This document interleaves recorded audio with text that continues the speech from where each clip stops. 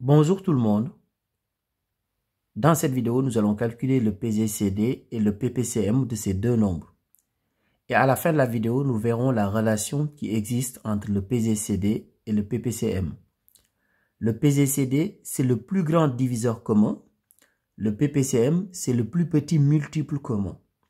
Alors, pour calculer d'abord le PGCD de ces deux nombres, on va faire la décomposition en produit de facteurs premiers des deux nombres. Une fois qu'on aura fini de faire la décomposition en produit de facteurs premiers, on pourra calculer, à partir de ces deux résultats, on pourra calculer facilement le PGCD et le PPCM. Mais faisons d'abord la décomposition en produit de facteurs premiers de 1676. Alors, je vous rappelle que pour faire la décomposition en produit de facteurs premiers d'un nombre, il faut connaître les premiers nombres premiers. Donc ici, je vous rappelle les premiers nombres premiers. 2, 3, 5, 7 et 11. Nous allons utiliser ces nombres premiers pour faire la décomposition en produit de facteurs premiers des deux nombres. Alors ici, 1676, est-ce qu'il est divisible par 2? 1676 est divisible par 2 parce que tout simplement c'est un nombre pair. Donc on peut le diviser par 2. 1676 divisé par 2, c'est égal à 288. Là, je ne passe pas directement à 3. Je vais voir si le nombre que je viens de trouver est encore divisible par 2 ou pas.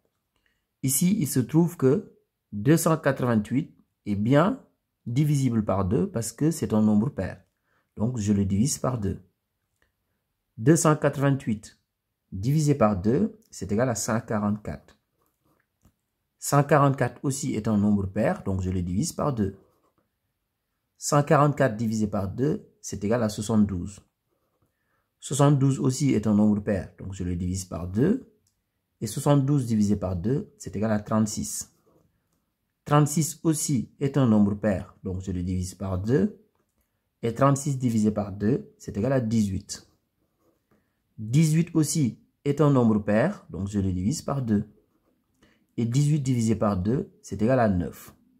Par contre, 9 est un nombre impair. Il n'est pas divisible par 2. Donc, je passe au nombre premier suivant. Est-ce que 9 est divisible par 3? Oui, donc je le divise par 3. 9 divisé par 3, c'est égal à 3. Et comme 3 est un nombre premier, ben je le divise directement par lui-même. Donc, 3 divisé par 3, c'est égal à 1.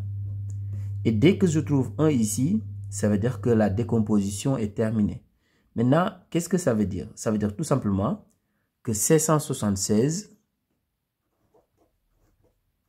est égal à 2 fois 2 fois 2 fois 2 fois 2 fois 2 fois 3 fois 3. Donc 2 puissance combien? Donc là, on va compter les 2. 1, 2, 3, 4, 5, 6. Donc 2 puissance 6 fois, donc les 3, il y en a 2, donc 3 au carré. Maintenant, on va faire la même chose pour 1080.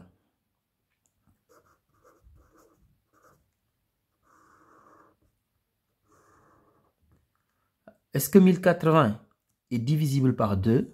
Oui, parce que 1080 est un nombre pair. Donc, je le divise par 2. 1080 divisé par 2, c'est égal à 540. 540 aussi est un nombre pair, donc je le divise par 2. Et 540 divisé par 2, c'est égal à 270. 270 aussi est un nombre pair, donc je le divise par 2. 270 divisé par 2, c'est égal à 135. 135 est un nombre impair, donc il n'est pas divisible par 2. Est-ce qu'il est divisible par 3? Donc je vous rappelle que pour savoir si un nombre est divisible par 3 ou pas, on va faire la somme des chiffres et on regarde si le résultat est un multiple de 3 ou pas. Donc si je fais 1 plus 3 plus 5, je trouve 9. 9 est bien un multiple de 3, donc 135 aussi. Donc je peux le diviser par 3. Et 135 divisé par 3, c'est égal à 45. Est-ce que 45 est divisible par 3? Oui, parce que si je fais la somme des deux chiffres, je trouve encore 9. 9 est bien un multiple de 3, donc 45 aussi. Donc je fais 45 divisé par 3. Et 45 divisé par 3, c'est égal à 15. Est-ce que 15 est divisible par 3? Oui, donc je fais 15 divisé par 3. Et 15 divisé par 3, c'est égal à 5. Et comme 5 est un nombre premier, je le divise directement par lui-même. Et 5 divisé par 5, c'est égal à 1. Et dès que je trouve 1, ça veut dire que la décomposition est terminée. Maintenant, ça veut dire que 1080 est égal à 2 fois 2 fois 2 fois 3 fois 3 fois 3 fois 5. Donc 2 puissance combien? Donc on va compter les 2. 1, 2, 3. Donc les 2, il y en a 3. Donc 2 puissance 3 fois. Donc les 3, il y en a combien? 1, 2, 3. Donc 3 puissance 3 fois 5. Alors maintenant, on peut calculer facilement le PGCD et le PPCM. Donc ici, commençons d'abord par le PGCD. Donc le PGCD des deux nombres.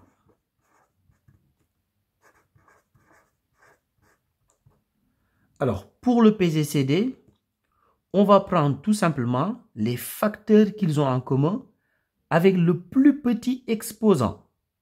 Donc ici, par exemple, on a 2 puissance 6 et ici, on a 2 puissance 3. 2 puissance 3 est plus petit puisque l'exposant ici 3 est plus petit que 6. Donc, on va prendre le nombre qui a l'exposant le plus petit. Donc, c'est 2 puissance 3. Je ne prends pas 2 puissance 6, mais je prends 2 puissance 3. Ensuite, ici, j'ai 3 au carré. Là, j'ai 3 puissance 3. 3 au carré est plus petit. Donc, je vais prendre 3 au carré parce que 2 est plus petit que 3. Donc, cet exposant qui est égal à 2 est plus petit que cet exposant qui est égal à 3. Donc, je vais fois 3 au carré. Alors, donc ici, maintenant, 2 puissance 3 fois 3 au carré. 2 puissance 3, c'est égal tout simplement à 8 fois 3 au carré. 3 au carré, c'est égal à 9.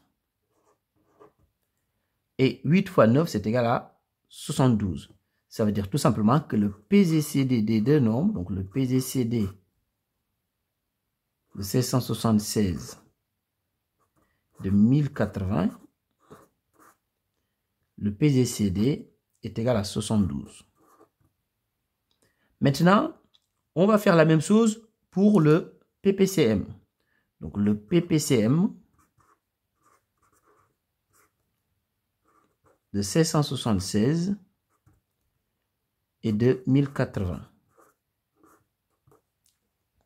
Alors ici, le PPCM, on va prendre tous les facteurs, mais avec le plus grand exposant cette fois-ci. Donc, ici, on avait 2 puissance 6 et là, 2 puissance 3. 2 puissance 6 est plus grand, donc on va prendre 2 puissance 6. Donc, fois. Donc, ici, on avait 3 au carré et ici, 3 puissance 3. 3 puissance 3 est plus grand, donc on prend 3 puissance 3. Et comme on doit prendre tous les facteurs, donc on va prendre aussi le 5, donc fois 5. Et si vous faites les calculs, vous allez trouver tout simplement 8640. Donc le PPCM des deux nombres est égal à 8640. Maintenant, je vais vous donner la relation qui existe entre le PGCD et le PPCM de deux nombres. Donc ici, nous avons deux nombres au départ. Donc 776 et 1080. Donc 776 fois 1080 est tout simplement égal au PGCD des deux nombres fois le PPCM des deux nombres. C'est tout simplement égal à 72 fois 8640. Donc, si vous faites les calculs, dans le membre de gauche comme dans le membre de droite, vous allez trouver tout simplement 622 080. Donc, je multiplie les deux nombres, je trouve le même résultat que si je multiplie le PGCD et le PPCM. Au revoir.